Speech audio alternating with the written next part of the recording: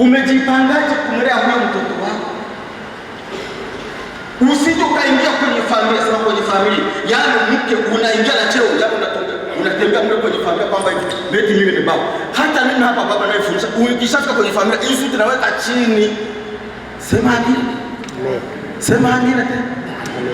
Wewe unapaswa ukitoka hapa kama baba, ili upate mtoto, mzungumze. Sema tuzungumze. Mzungumze. Malezi ya wakati ni magumu. Aiza unataka, aiza utaki. Malezi ni magumu. Na kilichochangia malezi kuwa magumu ni wewe baba kutafuta pesa kwa nini? Kwa hasira. Sema hapo pana kuhusu. Yaani wewe baba unatafuta hela kwa nini? Kwa hasira. Wewe muongee na mama anayetafuta pesa kwa hasira. Na wataka niongee na mama anayetafuta pesa kwa nini? Kwa hasira. Una nguvu ya kumpokea, yaani una cheo sawa. Tunataka na mume wako tumuone. Hapo ungepiga makofi kabisa, maana wako siku wanafukuza ovyo. Usiwe na cheo, uwe na fedha, usiwe na fedha. Hata kama umekaa umetafuta, yaani wewe mama unatafuta hela kwa fundi, sema kwa fundi. Nyumba imekalia nini? Nyumba. Hiyo familia itakutoa nini? Mapovu. Shuka, sema shuka. Shuka. Tukuone baba ambaye unamtanguliza mume wako mbele, unamtanguliza mke wako mbele, lakini mnakaa kwamba mimi ni baba, huyu ni mke wangu, lakini na huyu ni mtoto wewe, na tunajivunia kwamba anasema shule. Sasa wako wazazi, ngoja niwaambie, wanaosema malezi sio magumu. Usikasema jirani yako malezi, hata kwa jirani yako malezi ni manini? Ni magumu. Hapo wewe, kuna wengine mume anasema mimi sikusubiri, mimi sikusubiri, mimi sikusubiri. Naye meza hata kama ni mchungu, meza kabisa, meza.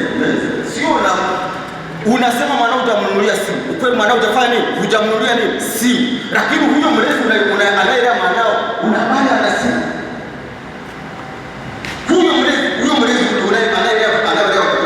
mlezi analea watoto wako. Unajua ana simu pale ndani hata hujui.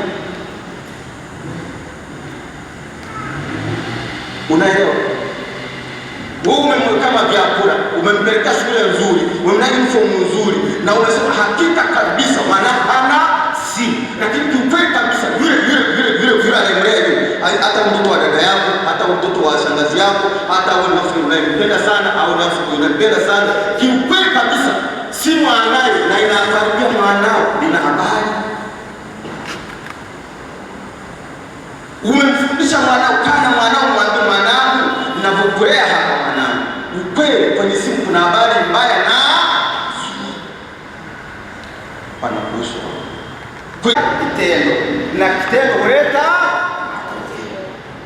ufahamu ulionao. Ukitaka kabisa, ukajifanyia kwa polisi wa familia ya unaona unalea au unaharibu. Wazazi, unalea au unafanya unaharibu. Ufahamu ulionao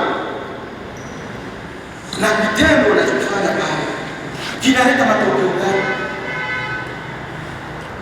Unaona nini baadaye? Ukikaa hivi yangu kwa wale ambao wamevaa miwani, ukivaa ile miwani yako kanishusha hivi, unaona ufahamu ulionao unaharibu, unalea, unasikia, utakuja kusikia nini? Hebu kupiga tu hapa, hebu chukua ulionao unaharibu au unalea.